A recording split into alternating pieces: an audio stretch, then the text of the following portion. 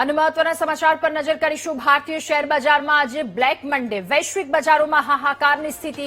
ભારતમાં સીધી અસર તેની વર્તાઈ છે। સપ્તાહના પહેલા દિવસે સેન્સેક્સ 1635 પોઈન્ટ તૂટ્યો। નિફ્ટીમાં પણ આ જ પ્રકારની પરિસ્થિતિ। નિફ્ટીમાં 488 પોઈન્ટથી વધારેનો કડાકો નોંધાયો। રોકાણકારોના 10 લાખ કરોડ રૂપિયા ધોવાયા છે। ત્યારે વિશ્વમાં સતત તણાવ થઈ રહ્યો છે। આ તણાવના કારણે શેર બજાર ધડામ રીતે પડ્યું છે। સપ્તાહનો આ પહેલો દિવસ અને પહેલા જ દિવસે આ પરિસ્થિતિ। ભારતીય શેર બજાર કે જે હાહાકારની અસર છે અને ભારતના બજારમાં સીધી અસર વર્તાઈ રહી છે। સપ્તાહના પહેલા દિવસે સેન્સેક્સ 1635 પોઈન્ટ તૂટ્યો।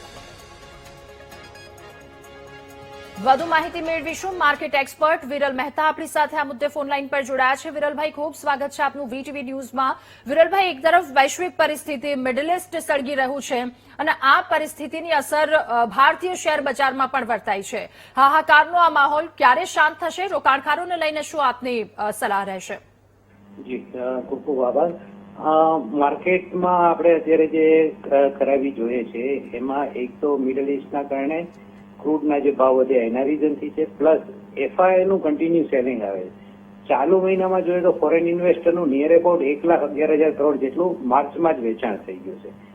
આ રીઝનથી માર્કેટ ડાઉન જાય છે અને આ વસ્તુ હજી એમ કહી શકાય કે એકદમ લેવલમાં આવતા મિનિમમ 10 થી 15 દિવસ જેવો ઓછામાં ઓછો સમય જેવો થશે। અત્યારે આજે જે નિફ્ટીનું ક્લોઝિંગ છે તે 52 વીકનો લો છે, એટલે લાસ્ટ 52 વીકનો સૌથી નીચો જે ભાવ છે એ આજે છપાણો છે। એટલે આવા ઘણી વખત 52 વીકના લો પછી માર્કેટ એક રિકવરી આપે છે।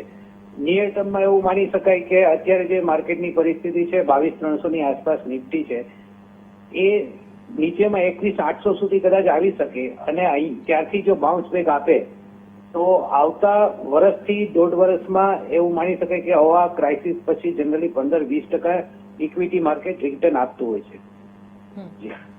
વિરલભાઈ, આપનો ખૂબ આભાર અમારી સાથે જોડાવા બદલ, તમામ માહિતી શેર કરવા બદલ।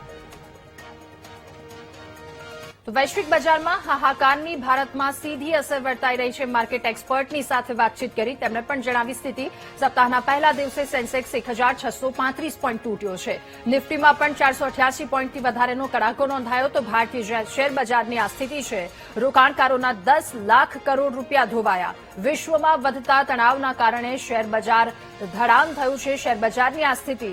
સેન્સેક્સ 71,947 અને નિફ્ટી 22,331 પોઈન્ટ પર।